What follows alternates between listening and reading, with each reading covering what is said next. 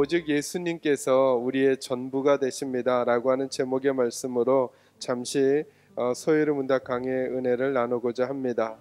첫째로는 예수님이 예언자의 신분을 가지셨대요. 예언자.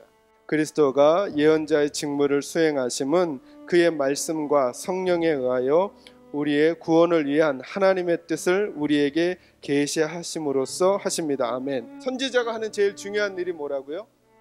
뭘 계시하는 거예요? 하나님의 뜻을 알려주는 거예요. 그러니까 예수님이 하시는 제일 중요한 일, 무엇을 알려주세요? 우리에게 하나님의 뜻을 알려주신단 말이에요. 하나님의 뜻을. 근데 그 예수님께서 쓰신 방법이 있다고 말씀해 주세요.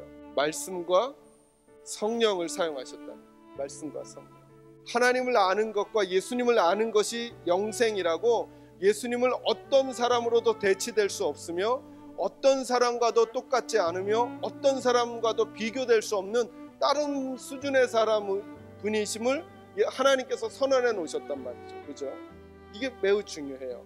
예수님께서 예언자의 기능을 하시는데 하나님의 뜻을 우리에게 알려주신다 그랬어요. 근데 그 하나님의 뜻을 무엇을 통해 알려주시냐면 먼저 말씀을 통해서 알려주시는데, 이 말씀을 예수님이 만들어내지 않는다는 말이죠. 누가 하시는 거라 그래요? 그것은 곧 아버지에게 들은 바 그대로를 지금 말씀하시는 거예요. 그러니 이제부터 하나님의 뜻을 알고자 하는 사람들은 어떤 방법이 제일 안전한 방법일까요?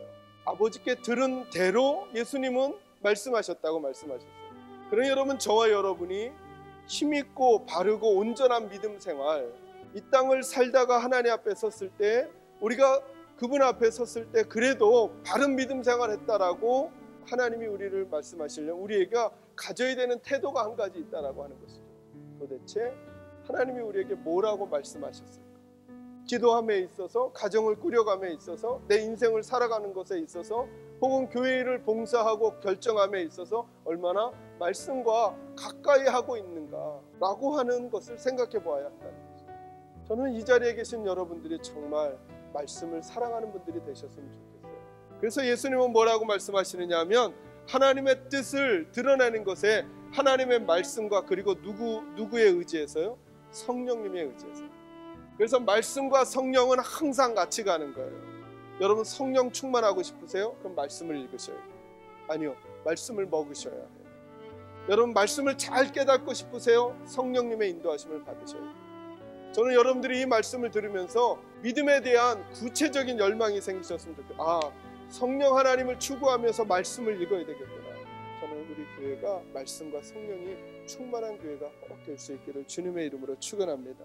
두 번째 직무는 뭐라고요? 제사장. 여러분, 이걸 보시면서 힌트로 얻어가셔야 되는 게 뭐냐면, 지금 제가 계속 써나갈 게 뭐냐면, 이스라엘 사람들을 인도했던 제일 중요한 지도자들을 지금 계속 쓰고 있는 거잖아요. 그죠? 세 번째 직무가 뭐라 그랬죠? 왕이라 그랬죠. 그죠? 그런데 이 사람들은 다 누구에게 초점 맞춰줘야 한다고요? 예수님. 그러니까 예수님에게 초점 맞춰줘야 되는데 예수님이 아직 오시지 않았으니까 구약시대에 있었던 이 사람들은 완전해요? 불완전해요? 불완전하다는 거예요. 다 불완전하다는 거예요. 성막은 하나님의 임재를 경험하기 위하여 주신 거거든요.